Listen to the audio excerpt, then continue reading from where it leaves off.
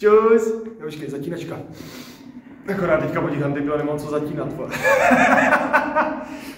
Dneska bude videjko o tom, že si projdeme kompletně celým hřištěm a podíváme se na to, co za rok 24? 24 to bylo vlastně novýho. Máme teďka 25, viď? Yes. Jdeme na to. My jdeme za medvědem zvedat váhy, berem sebou rozštěky, co protáhnou se rány. Slyšel jsem, že nemůžeš, tak dáme ještě 10. A jestli žerej celý vole, tak si zůstaň v lese. Dvě věci, protože tohle to bude procházecí video, tak jsem musel použít dneska trošičku jiný stojan mobilu, než používám normálně. Řekni ahoj. Ahoj. Nejsi nalíčená, nebo se to na sebe neotočíš? Ne. A Pepa nám dodělává ještě srandy v chodbě, takže když byste slyšeli vrtačku nebo pilu, to je on. Každopádně, vezmeme to asi dáme z toho roku? Jo, jdeme? Protože my jsme vlastně začínali celý hřiště před tím rokem s tím, že už jsme strašně moc věcí měli vlastně ze starého, že jo? Což byla doslova a do písmene tatami a někam sem. Tohle bylo starý hřiště. Ale to neuvěřitelný, když to jako vysvětlíme lidem, ty vole, jako jsme měli původní metráž. Tam takhle, tam byla tady a tam byla tady dveře a to bylo celý. Tak takhle nějak jsme se jako žili a přetáhli jsme to sem. Což matadoři tak nějak celá sledují další dobu asi ví. Každopádně celá tahle strana byla vlastně nacpaná bez jakýkoliv změny, tam se nic nevyvinulo, veď. A tady na té straně jediné, co se nám vlastně jako dovyvinulo, velemejs. Na tohle jsem zvlášť pyšnej, ještě jednou děkujeme Joldovi, vole, že máme Žižku. A pár ostatních chlapů a mejsů, ale to je asi tady odsaď taky celý. A tím máme vlastně rok hotový, viď? Ještě tabuli, teda na geeky jsme pořídili. Ale na tu další dobu už nepíšu, pak si lidi stěžovali, jak píšu, takže. Jako prase. Jako prase. Tak, no. Lavici, jasně. Nějaký železo, jasně, ale nejdůležitější je tahle nádhera. A to se jmenuje jak? Pavel Tavr. Je to tam napsaný. No a Pavel Tavr je skvělá věc, který se váže obrovský příběh. Asi zaber detaily, já budu chodit za tebou, aby to bylo slyšet, jak povídám.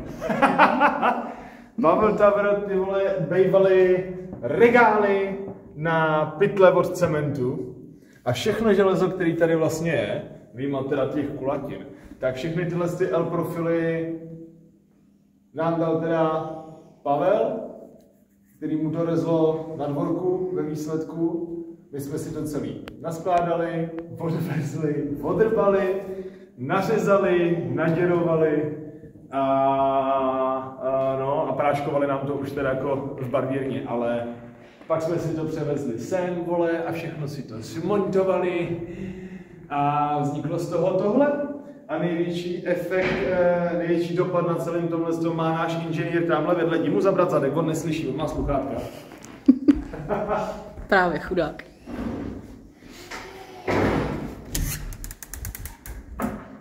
Má jenom hlavu, nemá zadek. Pepo, ukaž zadek. Co? Mám zabrat tvůj zadek, prej. Ano, tak toto. Ano, držíme si pořád stejný vibe, vole, i po roce. No Pepa, vole, protože tohle celý on celý dřív dokázal představit, následně to dokázal nakreslit, následně to dokázal spočítat a následně to dokázal postavit, což prostě za mě mindfuck. Vole, od té doby, co to tady je, vole, tak vlastně už nemáme žádný kompromisy s tréninkáčima, viď? Mně strašně třeba chyběla v novém prostoru stojkovačka. A nejenom jako kvůli stojkám jako takovým, ale kvůli různým jako prescvikům a podobným věcem, jak jsou tady všude okna.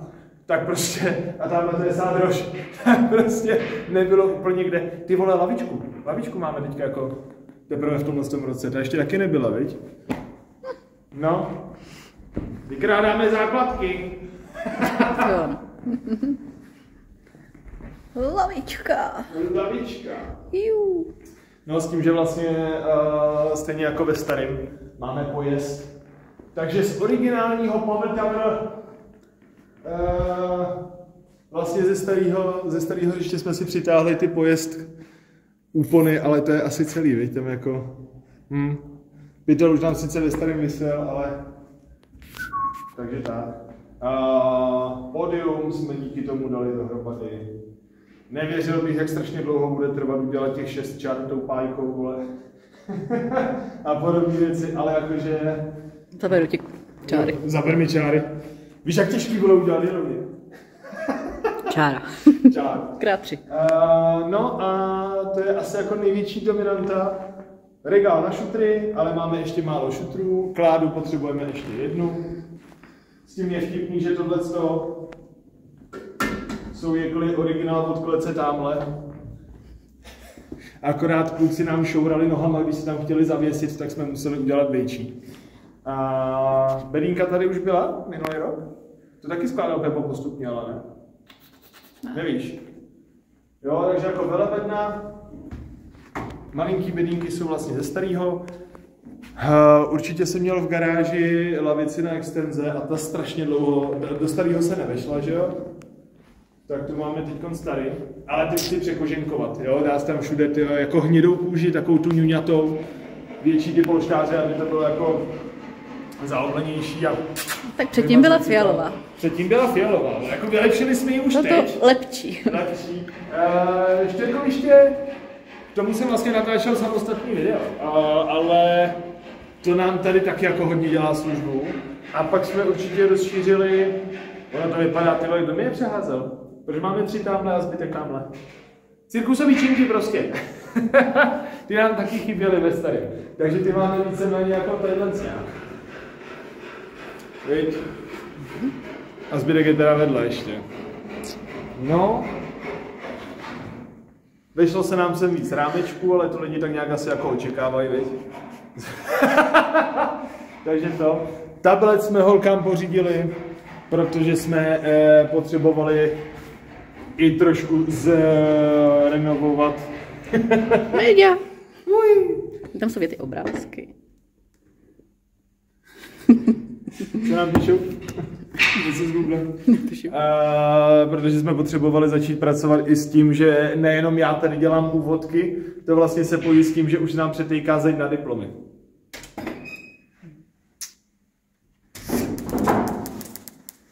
Čes!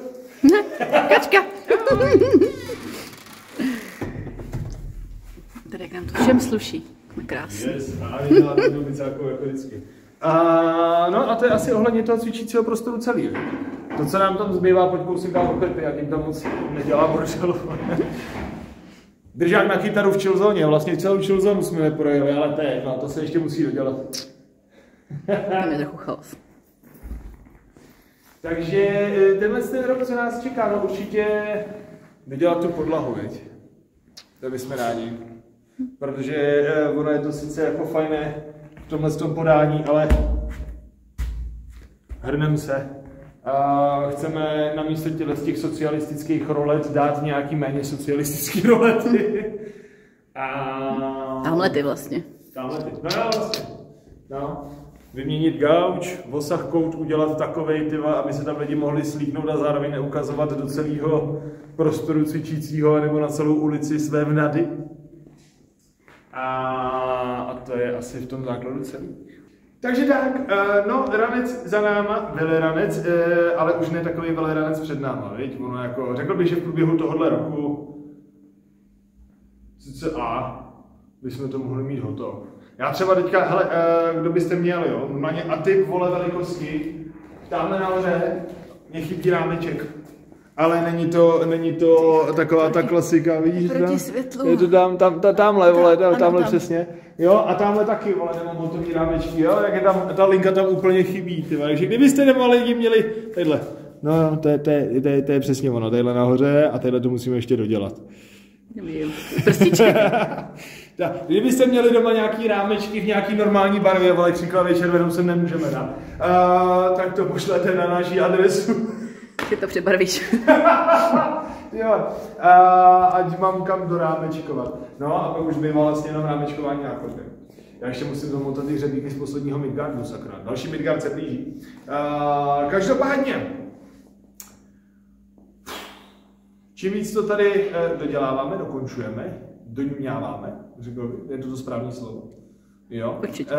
Tím více tam samozřejmě snažíme přemýšlet, co dál, a dalším logickým krokem bude pomaloučku tlačit ten e-shop, což bude něco, o čem vás samozřejmě budeme postupně informovat, a lektorovnu, což bude nerdí, online, pohybový prostředí, tam bude úplně všechno. Hele, máme rozpracovaný teďka, co se týče toho e-shopu, obrovské množství nejenom hadrů, ale i pomůcek, tamhle toho třeba charakteru, podobných záležitostí. S tím, že ještě s Jodem vymýšlíme různý kovový ptákoviny a spol na hraní, takže tam to bude chvilku trvat, ale jako bude to velký. A co se týče lektorovny, teďka tam máme rozpracovaný jeden pohybový program, pracujeme na dalším pohybovém programu, máme tam rozpracovaný nerdí program ohledně vlastně Fitness Origin, zvedání kamenů, a ten má teďka kolik? 200 A4 samostatného textu, zatím bez videí, pořádně bez obrázků a podobně, takže to bude taky velký, takže jakmile doměláme tohle, začneme tam vymýšlet ostatní ptákoviny. Vlastně jedno z dalších videí už bude s těma polepama tady, viď? To bude ve všech těch nízkých oknech, budeme mít folii tamhle s hlavou, protože jak jsme mezi výškovýma barákama, tak na nás šumí. Normálně. Kdo by to byl řek? Kdo by to byl řek? Já vím, že máme hezký holky, ošklivý se nepouštíme, jo, ale hej. Takže nějak tak nějak, like, follow, a jestli chcete vidět naše buchty, tak máme stop stav, sorry jako. Čus.